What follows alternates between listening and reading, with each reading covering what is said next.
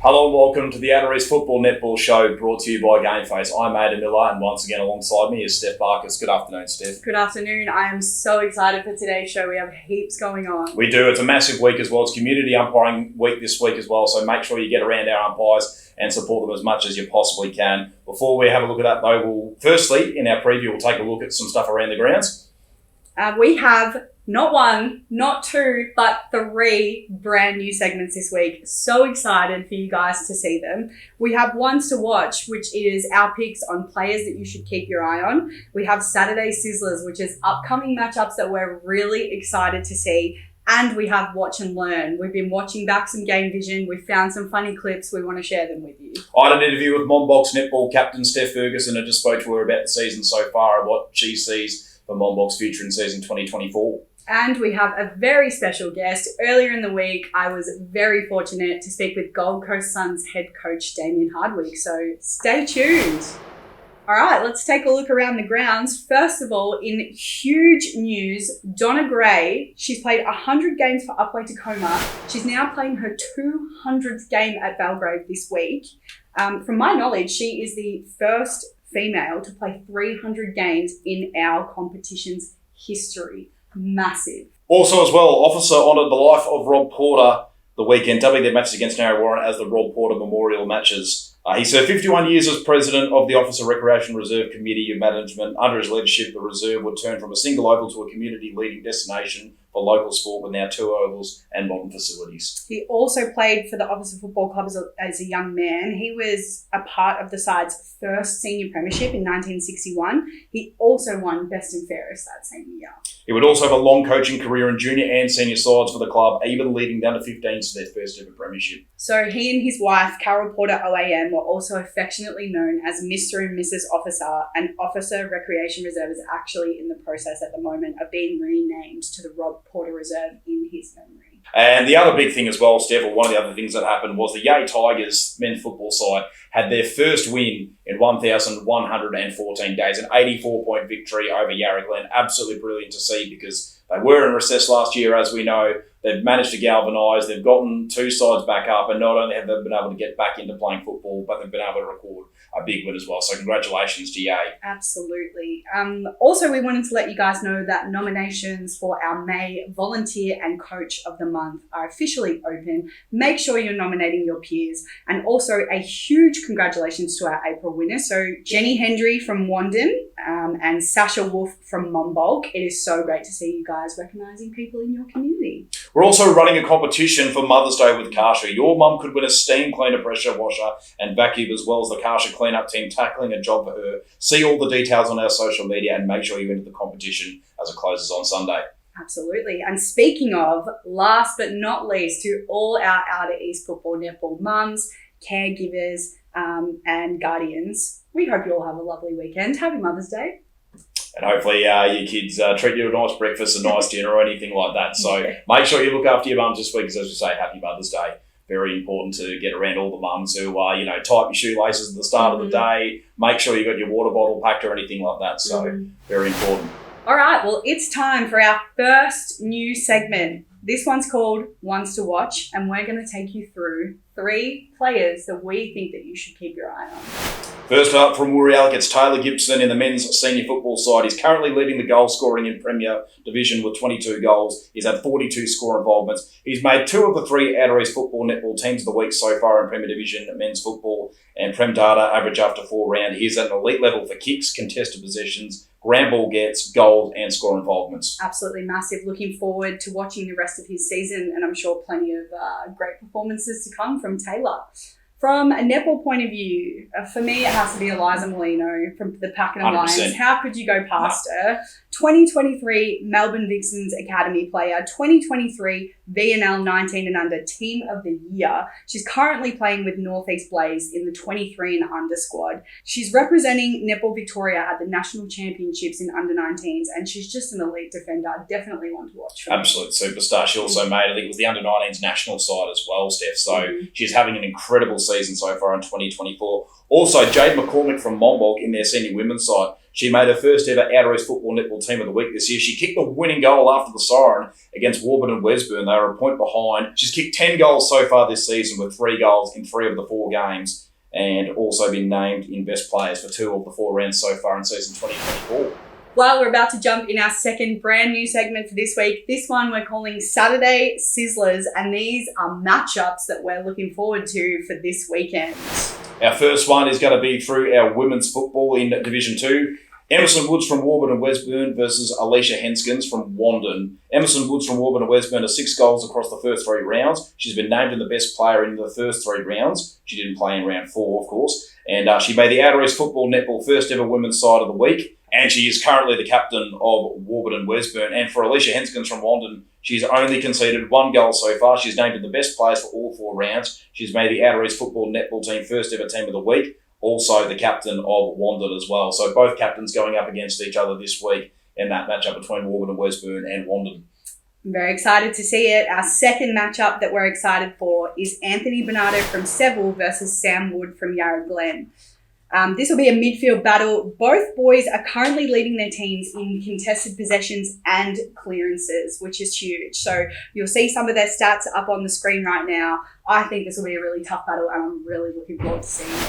Our other big matchup is between Caitlin Cook from Pakenham and Ellie Stewart from Monbulk in Premier Division Netball A grade, with Caitlin Cook will be the goalkeeper, likely lining up on Ellie Stewart from Monbulk as their goal shooter. She got 40 goals last week, so she's going to be really important to stop for Pakenham if they're going to have a chance of winning that game. Our last new segment for this week, and one that I think is going to be very popular, Aiden, is Watch and Learn. So we've been reviewing Vision from the last 4 rounds. We've found a couple funny clips that we want to share with you. Let's take a look at our first one that we've called Clever Kid.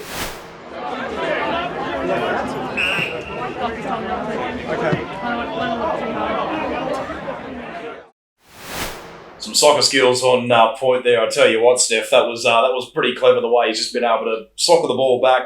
Didn't need to get his hands on it as well. Hit his teammate up, so I'm sure the Socceroos might be taking a look at that one. Very impressive, that one. Our second one for this week is a one-handed catch, but it wasn't even anyone that was on the ground, Aiden. This one happened in the crowd. Let's take a look.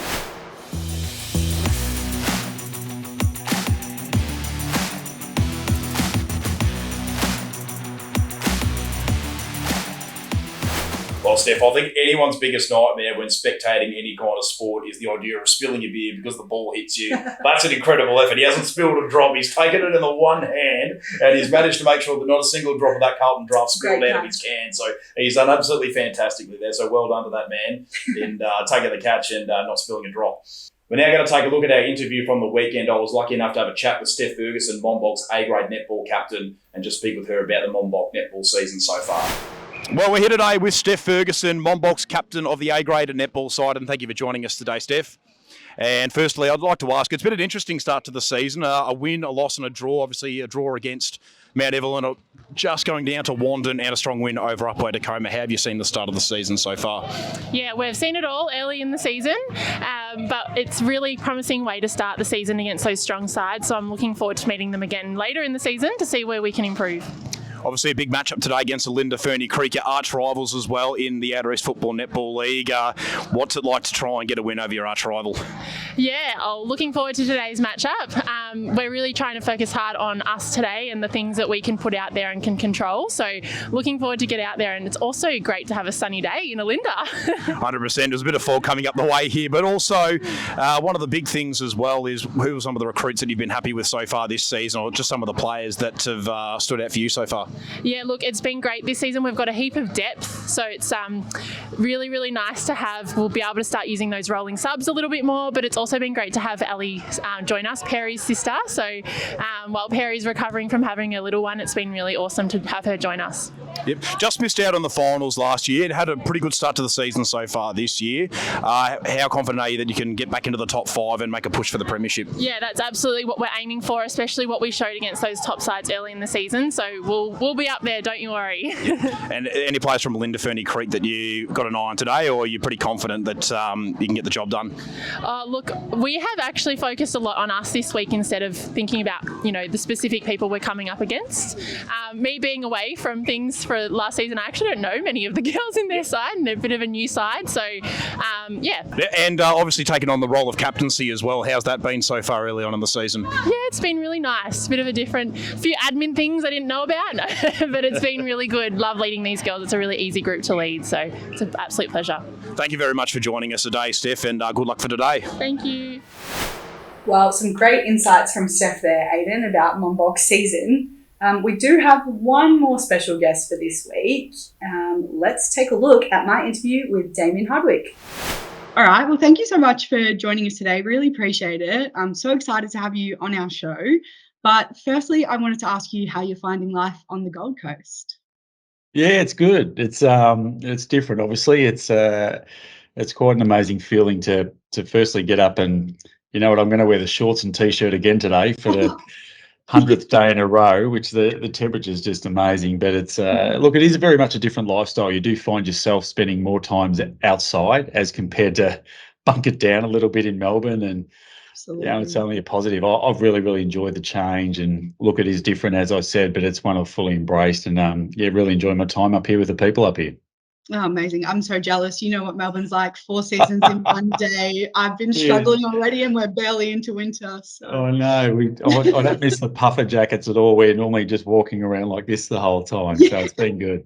Yeah. Absolutely. Well, I want to chat a bit more about your AFL career later, but I guess for anyone who doesn't know and who's watching this, you spent your junior days at Upwey-Tecoma, which is a big reason why we wanted to have you on the show.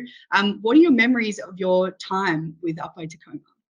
Yeah, it was. I always loved my time at Upwey. It was one of the best times of my life. I sort of think about when I grew up. Obviously, there was school, and then there was your footy club and netball club. It is now too. They're joined at the hip, which is exciting. But it was such a big part of my life growing up. I still firmly believe outside your parents, your footy club is the next group of parents that bring you up and bring you through your junior ranks, and not only in your morals and values of life, but in your journey as well. And look, I just loved it. We had a group of mates that would obviously, played throughout a junior career there. We'd obviously play in the streets and then couldn't wait to get to footy training, and then the annual tradition of Friday night fish and chips on the way home sort of thing. So it was a really pleasant time in my life that I thoroughly enjoyed, and I look back on it with fond memories. And it's one of the things I miss. I'm fortunate enough to be in the football industry, but the local footy club mentality, there's not many things that beat that, I think. Yeah, that's, I guess, to your point as well. Like we've actually tried to have a real focus this year on celebrating like coaches, volunteers, committee members, because we know that really at the heart of those clubs, we're relying on people like that to run most of it, even though, we have a staff and a competition and everything like that. There's a big reliance on those people. Is there anybody that you remember from Upwey-Tecoma that sticks out in your mind from that point of view? It's funny you say that. I remember a lot of people from my junior football life. They had such an incredible impact on me, from my coaches, Len McCarrick, Graham Luscombe, I believe his surname was, that coached me as well. But then there was the volunteers. I still remember there was a gentleman by the name of Bluey that used to be there, and there was a group of guys, and I was fortunate enough to play in junior football, but my dad Noel coached the under-17s, and so I used to sort of go down there and either boundary umpire or hope that half of them were hungover, so I would get to play as a 13-year-old and get to kick the dew off the ground sort of thing. But if I wasn't doing either of those two things, I remember, one of the jobs was to help get the firewood for those 44-gallon drums that they used to have out there, and it was such a great experience. And I still remember, Gail Van Horn and the people that were around the footy club that run the tuck shop, and as I said, those sort of people had a significant impact on me and who I became as a man, as a person. And I look back at those times very, very fondly. And I think you never forget those people that helped you along your journey. I was fortunate enough to go on and play AFL footy, but it's a celebration of you as a footballer making it, but those people that helped you along it's also a celebration of them and what they helped you set out to achieve. So, you never forget those type of people. For sure. That's lovely. Well, you mentioned your dad. He coached you in the under-17s, as far as I understand. And then you won the best and fairest that year as well. And then that's sort of when you found yourself at Arden Street training with the Roos. Yeah. What are your memories from that period where you sort of thought maybe like, I've got a good go at AFL here, like I'm sort of taking that next step almost? Yeah, it was interesting because back then they had the schoolboys. We were zoned to North Melbourne, and I think it were the under 15 schoolboys, and then it maybe went to under 17s and maybe 19s. But I didn't make any of those squads at all. We had some players in my year that obviously did and played really, really well. But I was an okay player and all that sort of stuff. But I was probably relatively consistent. My dad Noel obviously coached me, and he had an incredible impact not only on me as a footballer but me as a person. I still remember that he had a runner. He didn't have any need for the runner. He could just yell. He had one of those voices that would carry across the ground, and Yeah.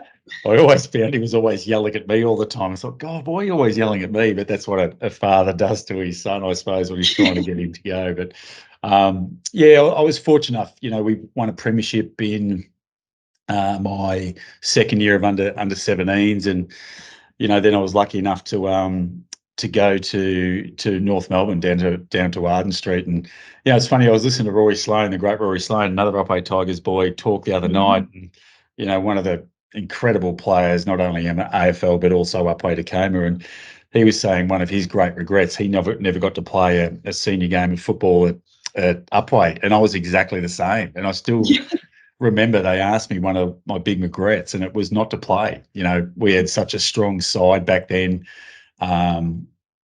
They won a lot of premierships as a senior side, and I was very fortunate enough to play a couple of games of reserves, but it is still one of my great regrets. I never got to don the Mighty Tigers jumper for one senior game of of league footy. There's still time, Dimmer. You could. Oh, you're kidding, Arthur. Have you seen me run? There's not a chance. Not a chance. After that, you were still playing 19s at Upwey-Tecoma, is that right? And then you were the captain at that time, is what I've read. I can't remember because I left at 17s and then went to North Melbourne. So because what happened, it all changed. Because I think, I'm not even sure, is there an under 19s at Upwey now, or is it just under 17s still? Under 17s? No, there is a 19. So there's actually not even a 17s anymore. There's an 18s and a 19s. Yeah, so the whole thing changed because it used to be, because I finished my second year at under 17s and then basically went straight to North Melbourne after that. So, I was very fortunate to play under the great Dennis Pagan there, and was fortunate enough to win another 2 premierships with North Melbourne under 19s, which was just incredible. And some of the players I played with then or were around them was, part of the reason North Melbourne went on to a very successful period as well. But it was challenged because at that stage I was finishing year 12, my first year at under 19s, and then the second year I got accepted into university at Warrnambool. So I was living up at Warrnambool, then catching the train down twice a week to train with the 19s and catching the train back. So I only lasted, I think, 8 months. It was just too hard, and I thought if I'm going to give footy a chance, I'll have to commit back in Melbourne. So it was a little bit of a challenge, but it was an exciting time at the same time. So I really enjoyed my time there. That's awesome. And then you get picked up by Essendon. The first time that you run out and you debut, I know it's probably hard to describe, but can you try and describe what that feeling's like? Yeah, well, it was just prior to, they had the Anzac game the next year, but it was about round 4, and it was around that time before that. And I think it was 94,000. There was 94,000 people there. And I remember running out going, holy crap. So, but it was funny because, found out my first game. Nowadays, there's such a celebration with the players' first game. We sit there and we make a big event of it, and they ring their parents. And I found out off the footy show, of all places. So that was how I found out I was playing. I remember my partner Danielle at the time screaming, going, "You're playing!" It's like, oh my god! So it's. And you're like, wait, am I? Am I? Sort of a Hardwick, and they spelt my name wrong. Of course, it was with an E on the end, so that's how highly regarded I was back then. But it was incredible, really, and we won that game by maybe a goal, I think, or something like that. And I came on back in those days. You used to sit on the bench, and I was sort of fortunate. It was unfortunate for Timmy Watson, but Timmy Watson got his ankle rolled quite badly, actually. I think it may have been his last game for Essendon. And I sort of came on and debuted. And I remember my first kick, Jimmy Hurd handballed me the ball. I kicked a point. I should have kicked the goal, and he gave me a big spray. You should have kicked that. Give me a spell. First kick, mate. No pressure. Right. First kick. Yeah. Yeah. That's awesome, though. And then, I mean, you've had success with both Essendon and Port Adelaide across your career. You won a premiership with each side. But I kind of am interested to know at what point in your career you maybe thought after your playing days you still wanted to stay involved in the game, and you started thinking like maybe coaching something that I'd like to look at. Yeah, it's a really good question, and it's funny because I my last year at Port Adelaide, I didn't really have any intention of going into coaching at all. But I was working at an accountancy firm with Alistair Clarkson in a place called William Buck. So my last year, I sort of half worked, half played because I knew it was coming to an end. And he managed to get the Hawthorn job at that stage. And then I went and, he sort of said, would you like to come and help? And from a welfare perspective, so back those days we were very low on resources. So you had to do a little bit of development and a little bit of, welfare with the players and get them making sure they had living arrangements and all those sort of things. And I sort of fell in love with coaching. It was mainly, I've always really enjoyed coaching my kids' sport.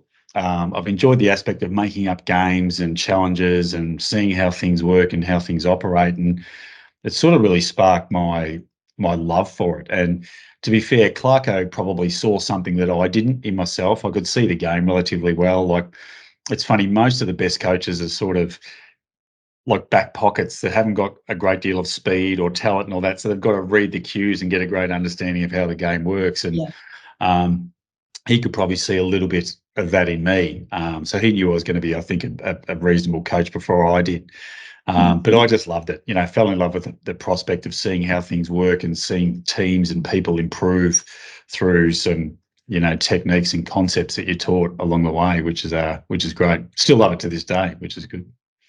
That's good. That is good. Well, we had a question from someone in our community. So Jade was actually wondering who inspired your coaching style. And I'm being a bit presumptuous here, but you're obviously at Hawthorn as an assistant to the 2008 premiership. You're pretty close with Clarko. Was that one person that sort of inspired your style now? Well, it's funny. You take a bit from everyone. And as I said, I took some things from my junior coaches that I learned along the way as well. Len McCarrick and Mr. Luskin. It's going to kill me. I'll wake up at 2 a.m. in this morning. Oh, that's his name. Someone will probably comment. And my dad as well. But then, I learned a lot from Dennis. I had Kevin Sheedy. I had Mark Williams. I've had Clarko. So I've learned from some of the best in the game. I've been very, very fortunate along the way. But then I do invest a fair bit in my off season about trying to improve myself. And I really enjoy. I do read a fair bit about coaches and people that, lead and how they operate. And I watch a lot of TED Talks to see how people present. So, I sort of liken my job as, one, you've got to be a manager of people, but two, every time you're in front of the players, it's like a keynote presentation that you're delivering that has got to capture. Because in effect, you're sort of delivering the same message. Well, you should be delivering the same message, but you've got to deliver it in a different way. So the players are sort of coming in, what are we going to learn today? Or what is he going to present today? So I do look at a lot of those things to see how people present and what I can take from that to make sure the players and our staff are engaged. Yeah, that's really interesting because I guess as well, like when I think about sort of a group of people, all those people probably learn in different ways and take on messaging in different ways. So, it probably is important to sort of change it up and try different things. And it must be sort of one of the challenges of coaching is trying to manage each person and how they are as people, I suppose. Yeah, it is. And you sort of realise over time what works for each. Like I do ask a lot of questions and they're relatively easy questions, but it just promotes that the players have got to always be on their toes or know that a question might be coming their way. And, there's players that will get a greater understanding if you consistently just walk them through what the question is and, more importantly, the answers. Like there's no wrong answers. There's just better answers than others. We're really positive with the mindset of that and the understanding that, we appreciate the players making a response to the question asked, and we'll walk them through and try and get a better result if we need to. Yeah, amazing. I'm going to jump to the days at Richmond now. So 3 premierships, absolutely massive. But what I noticed a lot is that during that period, I heard you talk a lot about everyone playing their role, a really strong club culture. I guess you've sort of mentioned it, but is that the same as the coaching style where you've sort of taken all those bits along the way around that ethos, I guess, and yeah, to this level? Yeah, I think so. Like everyone's role is important and everyone's status is equal. There's players that play different roles and some might be more prevalent, but it doesn't mean that those other players are less important to the fabric of your side, and we're very fortunate at Richmond. We had some incredibly talented players, Dustin, Trent, Jack, Rancy, all those type of players, but those guys can't get the success without Camden McIntosh, Jason Castagna, Daniel Butler, Daniel Rioli, all those type of players. I'll feel bad because I'll leave players out that I should be mentioning, but those sort of players, they play a role that allows those other guys to perform their job. And the job of a coach is to make sure those players understand how important they are and the role that they play, how important that is to the total benefit and effort of the side. So with every, piece of the puzzle sort of thing or band member instrument within a band, they're all important. One of them might seem like it's more important than the others, but you can't get the success without them all playing their part in the team, but also understanding how important they are to the team as well. For sure. Awesome. All right, I've got one more for you. So obviously after you resigned from Richmond, you had a bit of a break, a bit of travel, just decompressing. But then the opportunity comes up at the Suns. So what exactly was it when that opportunity came up that you just felt like you just had to jump on board? You just wanted to be there? Well, I think it was 2 things. One, I always thought I'd coach again. Whether I thought it was so soon, I wasn't too sure. And it was funny. We were over in, I'm trying to think where we were. We're in Italy at the stage, and my manager rang and said, "Listen, Gold Coast would love to come over and talk to you." I said, "Oh, listen, I'm on holiday. Just wait till I get back. I'll talk to them then. There's no rush from my point of view." And anyway, so I let it go for a day. And anyway, I made the fatal mistake. I woke up at like 2 a.m. or something because my mind started racing, and I started getting on the computer and started looking at highlights of Gold Coast games and Gold Coast players and all this sort of stuff. And my partner Alex walked out, and she sort of had a look of a middle-aged man sitting up at 2:30 in the morning looking at his computer. She thought, "What are you doing?" And I said, "Oh, funny enough, I'm actually looking at video highlights of Gold Coast players." And it sort of started to spark my interest. And then Paul rang back the next day and said, "Listen, they're adamant they're coming over." And I said, "Okay, well, listen, I'll have the conversation." And what really got me really keen and interested is with Mark and Bob. We had similar philosophies, similar concepts, and similar ideas about what we could do to make this, Gold Coast Footy Club great. And that's when it's all started to take place from there. So, probably knew as soon as I had that first meeting for a couple of hours, I thought, "Oh, I'm in trouble here. I think I really want to do this and get back into it." Because it was challenging. I loved my time at Richmond, absolutely did, and I just felt it was right for a change. For both myself and the playing group, more importantly. And people will always say, "Oh, you jumped in so early," but at the end of the day, if you get a right fit and a right feel, then you're probably crazy not to look at it. And I've fallen in love with the place I'm at now and the team that I'm with. They're a special group of young men that hopefully will do some special things in the not too distant future. Yeah, I hope so. Well, I think as well, I've heard you say as well, and I agree with you, they probably haven't had the success yet, but the talent that is in that team, probably, I don't know, 70, 80% of the way there, I would think. Yeah. So, yeah. No, you're right. And that's the thing. And it's getting them to understand the importance of a system and role. And the hardest thing, and, even for coaches, is it's foregoing ego, it's stepping back and just understanding how important the whole sum of the parts is. And, we're working through that now and the understanding of that. Like, I'm not a coach that's really interested in kicks, marks, and handballs. I'm interested in how things operate and how things work with our patterning and off-ball patterning, because that's generally what makes the very best sides. And that's our challenge as a coaching group and as a playing group. The sooner we do that, the sooner we understand that, the sooner we're going to start marching up the ladder. Yeah, amazing. Well, that's actually all I have for you. This has been incredible, extremely insightful, and I hope that you've liked getting to sort of look back on some of those earlier days in your career.